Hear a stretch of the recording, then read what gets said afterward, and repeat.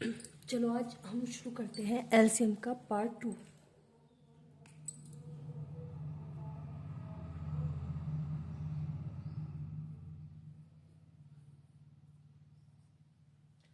अब हमने कल फैक्टर निकालने पता किया थी कि फैक्टर कैसे निकलते हैं, क्योंकि एलसीएम के लिए फैक्टर निकलना कैसे निकलते हैं ये पता होना बहुत ज़रूरी है।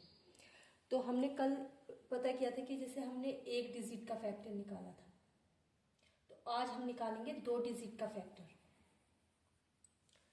जैसे हम कोई डिजिट ले लिए, जैसे 27 ले लिया या 25 ले लिया।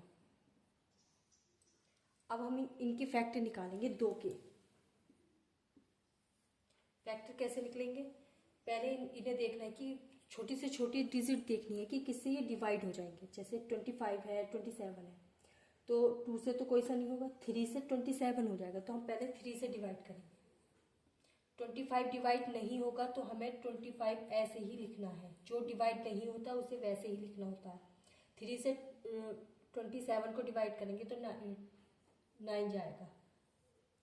अब फिर देखेंगे छोटी से छोटी डिजिट देखनी है, तो अब 9 जाएगा 3 से, तो हमें फिर से 3 करना होगा, लेकिन यहाँ 25 ही लिखना है क्योंकि 25 3 से डिवाइड नहीं होगा। तो 3 जा 9, फिर 3 से करेंगे 25, 3 1 जा 3। अब हम 25 को डिवाइड करेंगे। 25 सिर्फ 5 से डिवाइड होगा, तो यहाँ करेंगे 5 5 जा, और इसे 1 ही लिखना है, जिसमें कुछ नहीं होना उसे वैसे ही लिखना है। अब फिर 5 से करेंगे, 5 1 जा 5 और ये 1। जब तक यहाँ 1 1 आ जाएगा दोनों साइड में, या 3 डिजिट भी होती तो उनके नीचे 1 1 आ जाता, तब हम उसे वहां तक ही करते हैं। अब इसके फैक्टर हो गए, इसके फैक्टर हो गए 3 3 3 5 5। ये तो इसके अगर हमसे कोई 2 डिजिट के फैक्टर पूछेगा तो इसका मेथड ये है, हमने ये इसके फैक्टर निकाल दिए। अब हमसे इसका एलसीएम पूछेगा।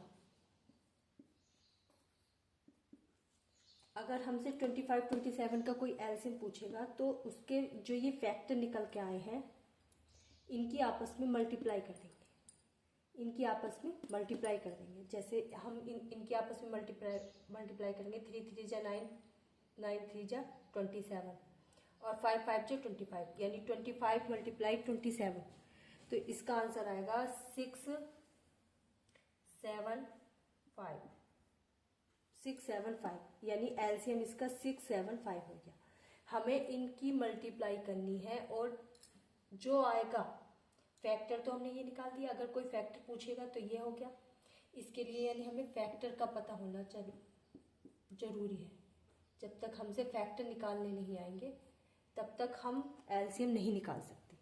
अगर हमसे कोई फैक्टर पूछेगा तो ये है, और एलसीएम पूछेगा तो ये है।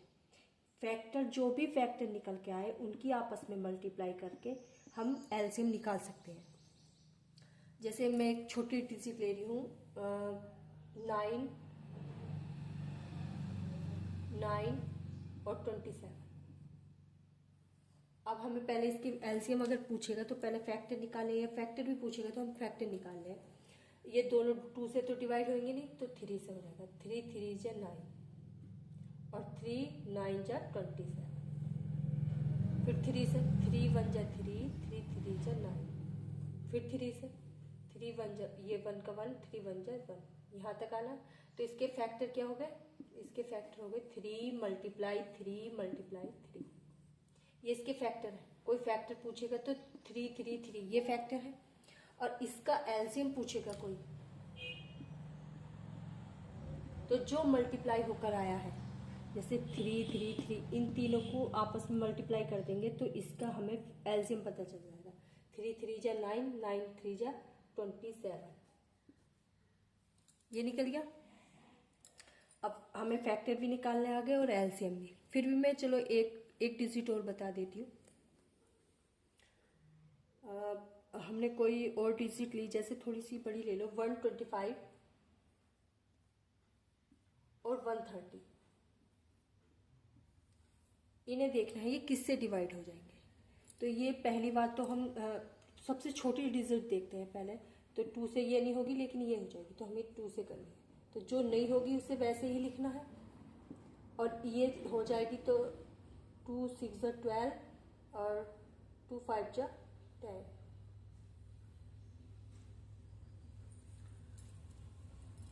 और यहाँ आ जाएगा 2 से, फिर अब ये 2 से तो कुछ होगा नहीं इसमें, अब ये 2 से डिवाइड नहीं होगा। तो अब ये 3 से भी डिवाइड नहीं होगा। अब ये होगा 5 से। 5 2 10 और 5 5 25। 5 1 5 और 5 3 50। अब ये 5 से होगा, 5 5 13 डिवाइड 5 से होगा नहीं, तो इसे ऐसे ही लिख देंगे। अब ये 5 से फिर होगा, 5 1 5 और 13 को ऐसे लिख देंगे। अब ये 13 से ही डिवाइड होगा क्योंकि ये अभाज्य संख्या है, ये प्राइम नंबर है। 13 प्राइम नंबर है यानी किसी से डिवाइड नहीं होगा, तो ये खुद से डिवाइड होगा। मैंने पहले संख्या पढ़ाई है, आप पिछला चैप्टर देख सकते हो। तो ये अभाज्य संख्या है यानी ये प्राइम नंबर है। तो इसके फैक्टर क्या हो गए, फैक्टर कोई पूछेगा तो इसके फैक्टर हो गए 2 5 5 5 और 13। और इसका एलसीएम कोई पूछेगा तो इनकी आपस में डिवाइड कर देंगे। अब थोड़ा सा डिवाइड में लोगों को क्या दिक्कत लगती है, शुरू से करने चलेंगे आखिर तक। ऐसे भी नहीं है, इसकी थोड़ी सी छोटी हो सकती है। जैसे 2 5 10, 10 5 50, यहाँ 50 लिख लिया।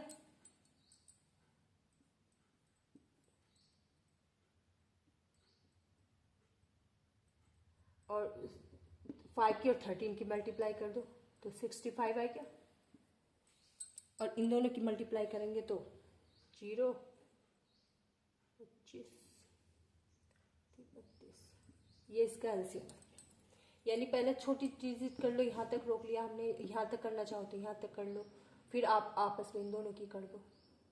यानी कुल टोटल मतलब ये है इनकी आपस में मल्टीप्लाई ये आई है, यानी इसका ये एलसीएम हुआ। मैंने पूरी कोशिश की है कि आप लोगों को एलसीएम समझ में आ जाए। और पिछला चैप्टर भी देख सकते हो, फैक्टर निकालना। मैंने 1 डिजिट का फैक्टर निकलवाया था, ये आज 2 डिजिट का है।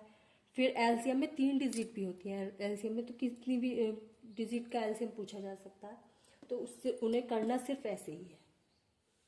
मैंने पूरी कोशिश की है कि आप लोगों की समझ में आए। और कल एचसीएफ पढ़ाऊंगी। चलो आज के लिए इतना ही, थैंक यू।